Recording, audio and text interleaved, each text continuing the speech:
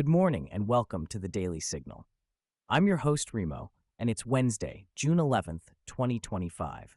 Today we're navigating a world where tensions are rising and patience is being tested on multiple fronts. From the Middle East, where diplomatic families are being evacuated as Iran tensions escalate, to the halls of power in Israel, where Netanyahu survives a crucial vote but emerges politically wounded. We'll explore how Trump is ramping up pressure on Israel to end the Gaza conflict, examine devastating flooding in South Africa that's claimed dozens of lives, and look at a surprising post-Brexit breakthrough between the EU and Britain over Gibraltar. It's a day when the headlines remind us that in our interconnected world, local decisions have global consequences, and the search for solutions often requires both political courage and human compassion. Let's dive into the stories shaping our world today. We begin with breaking developments in the Middle East, where the United States has made the significant decision to withdraw some diplomatic personnel and military families from the region amid escalating tensions with Iran. This isn't just a routine relocation. It's a clear signal that American officials believe the threat level has reached a point where non-essential personnel need to be moved to safety. When diplomats pack their bags in a hurry, it usually means intelligence agencies are seeing warning signs that the rest of us aren't privy to. The withdrawal affects multiple countries across the region, though specific locations and numbers haven't been disclosed for security reasons. What we do know is that this follows a pattern we've seen before, when tensions between the US and Iran reach dangerous levels. Remember similar evacuations in 2019 and 2020. For families living on these bases, this means sudden disruptions to their daily lives, children pulled from schools, and the stress of uncertainty.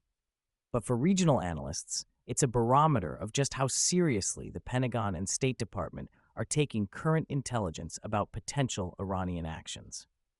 This move comes as both nations continue their delicate dance of diplomacy and deterrence in a region where miscalculation can have devastating consequences.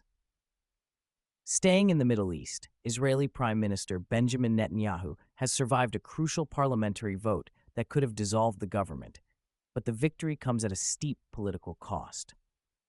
The vote was closer than many expected, revealing cracks in Netanyahu's coalition that weren't visible just months ago.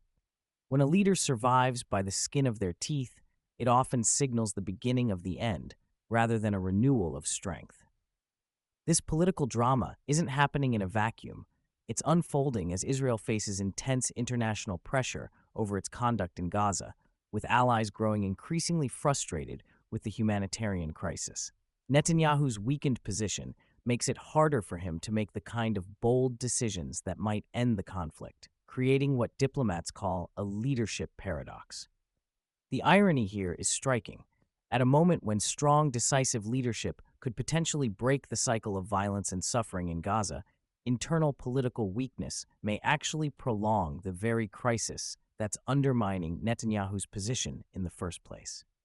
For Israeli citizens who've been living with the stress of ongoing conflict, this political uncertainty adds another layer of anxiety about their country's direction and leadership stability.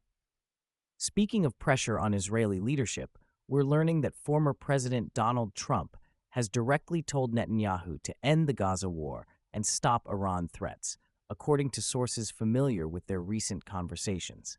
This represents a significant shift in Trump's approach.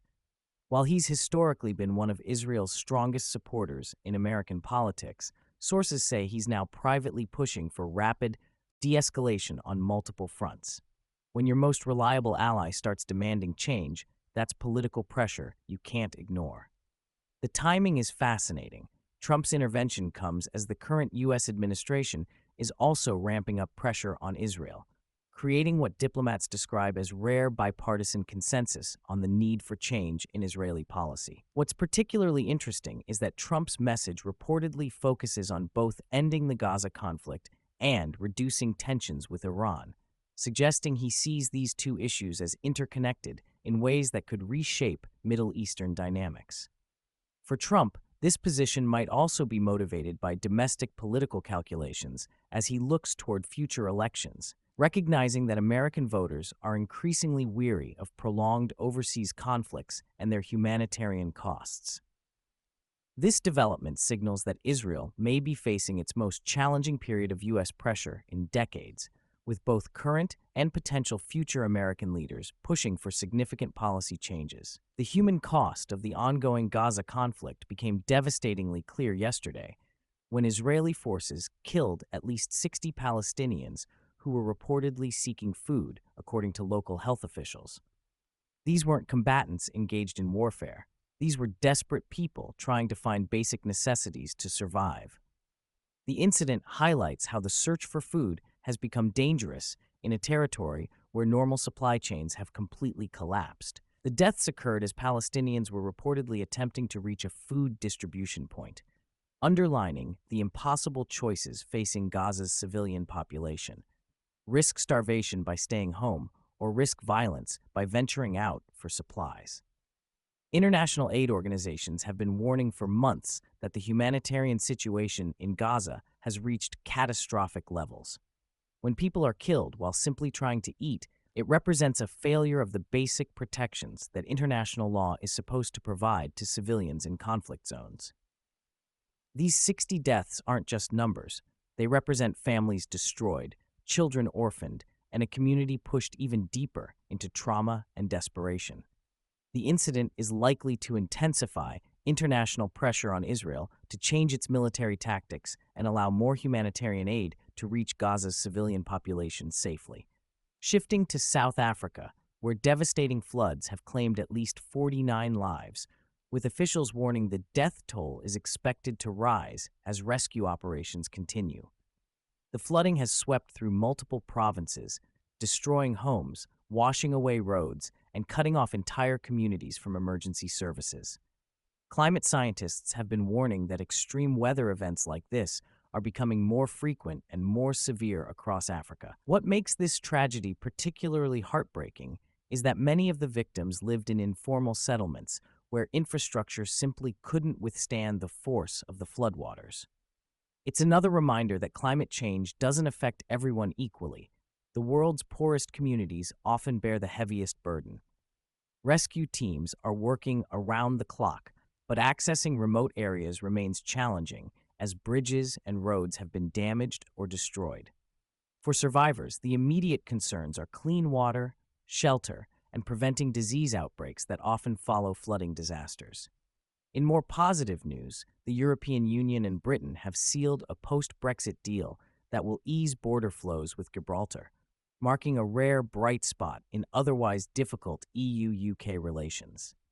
This might sound like a technical agreement, but for the 30,000 people who cross the Gibraltar-Spain border daily for work, it's huge. Imagine if your commute to work suddenly required passport checks and lengthy delays. That's what many faced after Brexit.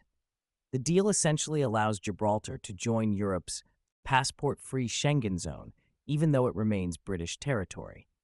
It's a creative solution that prioritizes practical human needs over political symbolism, something that's been rare in Brexit negotiations. For Gibraltar residents, this means their lives can return to something approaching normal, with family visits and work commutes no longer requiring bureaucratic obstacles. The Episcopal Church's presiding bishop has issued a letter responding to reported Trump administration immigration policies, including travel bans and enforcement crackdowns. The letter emphasizes the Church's commitment to welcoming immigrants and protecting vulnerable communities, representing the kind of moral leadership many faith communities provide during politically challenging times. When religious leaders speak out on political issues, they're often reflecting the concerns of their congregations about how policies affect real people in their communities. This response illustrates how immigration policy continues to be a defining issue that mobilizes different segments of American society.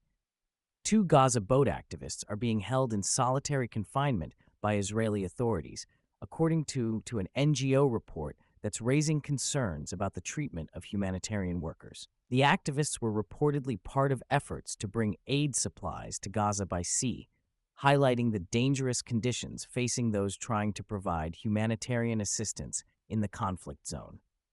Solitary confinement is considered by many human rights organizations to be a form of psychological torture, especially when applied to humanitarian workers. The case underscores the broader challenges facing international aid efforts in Gaza, where even those trying to help civilians face significant personal risks. In the UK, political analyst Chris Mason describes the upcoming spending review as a gamble on patience in an era of impatience, highlighting the political risks of asking voters to wait for economic improvements. This perfectly captures the challenge facing governments worldwide. How do you convince people to support long-term economic policies when they need relief right now? The review will determine government spending priorities at a time when public services are strained and living costs remain high for many families. Politicians are essentially asking voters to trust that short-term sacrifices will lead to longer-term benefits. It's a test of whether democratic patience can survive in an age of instant gratification and 24-hour news cycles. Finally, a Gaza aid group reports that Hamas has attacked its Palestinian workers, adding another layer of complexity to relief efforts in the territory. This disturbing development shows how even Palestinian aid workers trying to help their own communities can become targets in the chaotic environment of ongoing conflict. When humanitarian organizations face attacks from multiple sides, it makes their life-saving work nearly impossible and leaves civilian populations even more vulnerable. The incident highlights the challenging reality that delivering aid in conflict zones often requires navigating not just military dangers, but political pressures from various armed groups. As we wrap up today's Daily Signal, several themes emerge from these stories that connect our world in 2025. We're seeing patience tested everywhere, from British voters waiting for economic improvements to American diplomats evacuating as Middle Eastern tensions rise, to Palestinian civilians caught between multiple dangers as they simply try to survive. What strikes me most is how many of today's stories involve people facing impossible choices: risk violence to find food, trust political promises during economic hardship, or continue humanitarian work despite mounting dangers. Yet we also saw glimpses of hope: the EU and Britain finding creative solutions for Gibraltar residents, religious leaders standing up for vulnerable communities, and rescue workers risking their lives in South African floods to save others. These stories remind us that behind every headline are real people making difficult decisions, often showing remarkable courage in the face of uncertainty. Tomorrow, we'll continue following these developing stories and bring you the latest news shaping our world. Until then, stay informed, stay engaged, and remember that understanding our world's complexities is the first step toward building a better one. This has been the Daily Signal. I'm Remo. Thanks for listening, and we'll see you tomorrow.